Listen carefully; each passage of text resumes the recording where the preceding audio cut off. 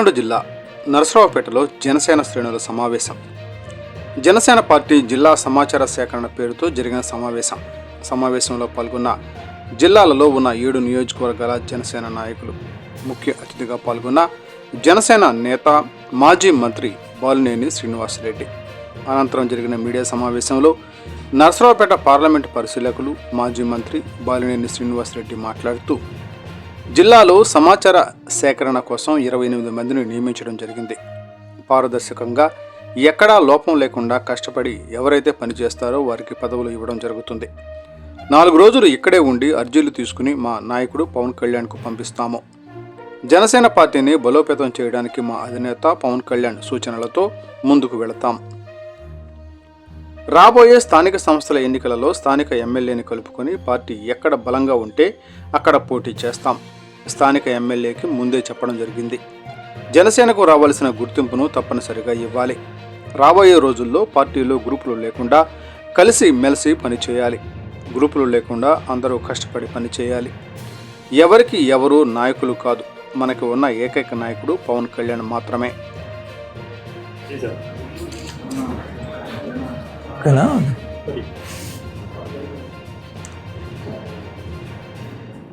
ఈరోజు నరసరావుపేట పార్లమెంటు నియోజకవర్గం సంబంధించి కమిటీలు వేసేదానికోసం మా నాయకుడు పవన్ కళ్యాణ్ గారు నన్ను అబ్జర్వర్గా, అలాగే సీనియర్ నాయకులు, పార్లమెంట్ సంబంధించి సీనియర్ నాయకుల్ని, అలాగే సాధకుల్ని అందరూ కూడా కమిటీ, ఈ సమాచార సేకరణ కమిటీని మొత్తం 28 మందిని నియమించడం జరిగింది. దాంట్లో భాగంగానే ఈరోజు ఇక్కడ మీటింగ్ పెట్టి పార్లమెంటు ముఖ్యమైన నాయకులతోటి ఈరోజు మీటింగ్ పెట్టడం జరిగింది. ఇంకా రేపటి నుంచి కూడా ఎవరైతే ఆశావాహులు ఉన్నారో పార్టీకి సంబంధించినటువంటి ముఖ్యంగా పార్లమెంటు కమిటీలు, అలాగే అసెంబ్లీకి సంబంధించినటువంటి ఇన్ఛార్జి మరి కమిటీలు, అలాగే మండలానికి సంబంధించినటువంటి ఇన్ఛార్జి మరి కమిటీ, అలాగే అనుబంధ సంస్థల సంబంధించినటువంటి కమిటీలు అన్నీ కూడా ఆశావాళ్ళు ఎవరుండే వాళ్ళు అప్లికేషన్ ఇవ్వడం జరుగుతుంది. దానికి సంబంధించి వాళ్ళు ఫిలప్ చేసి ఈ ఉన్నటువంటి కమిటీలు అందరికి కూడా రేపటి నుంచి ఇక్కడ కూర్చోవటం జరుగుతుంది. ఈ 28 మందికి వాళ్ళు వచ్చి అప్లై చేసుకొని దాంట్లో కరెక్ట్ అని కూడా వెరిఫై చేయడం జరుగుతుంది. ఇవన్నీ కూడా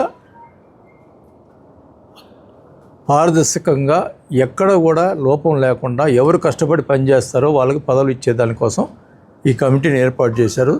దాంట్లో వరకు ఎక్కడ కూడా లోపం లేకుండా కష్టపడి పనిచేసే వాళ్ళకి పదవులు దక్కుతాయని కూడా తెలియజేసుకుంటా ఉన్నాం.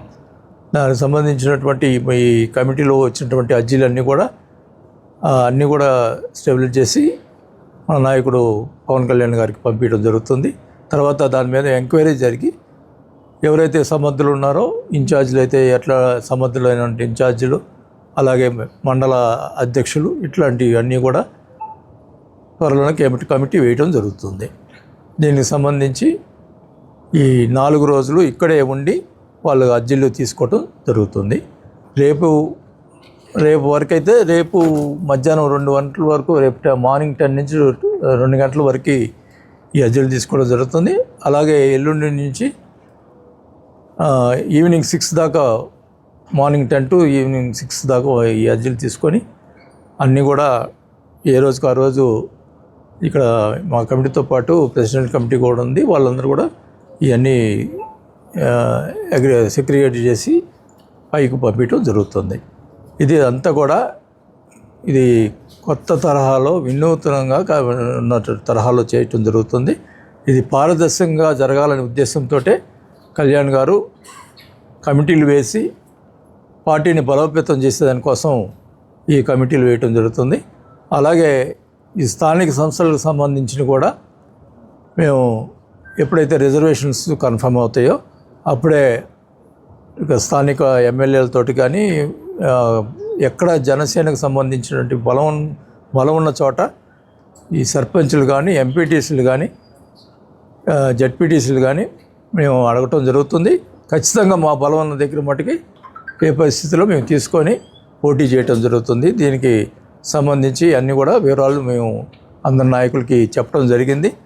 ఖచ్చితంగా దానికి సంబంధించినటువంటి ఏ కాన్స్టిట్యున్సీలో మాకు బలం ఉందో అక్కడ పోటీ చేయడం జరుగుతుందని కూడా తెలియజేసుకుంటా ఉన్నాం. ఇవన్నీ కూడా టోటల్గా ఎవరైతే గెలుస్తారో అనే అభ్యర్థుల్ని మేము ఎంపిక చేసుకొని చేయటం జరుగుతుంది. ఏదైనా అన్నీ కూడా పారదర్శకంగా ఎక్కడ కూడా ఇబ్బంది లేకుండా చేయడం జరుగుతుంది.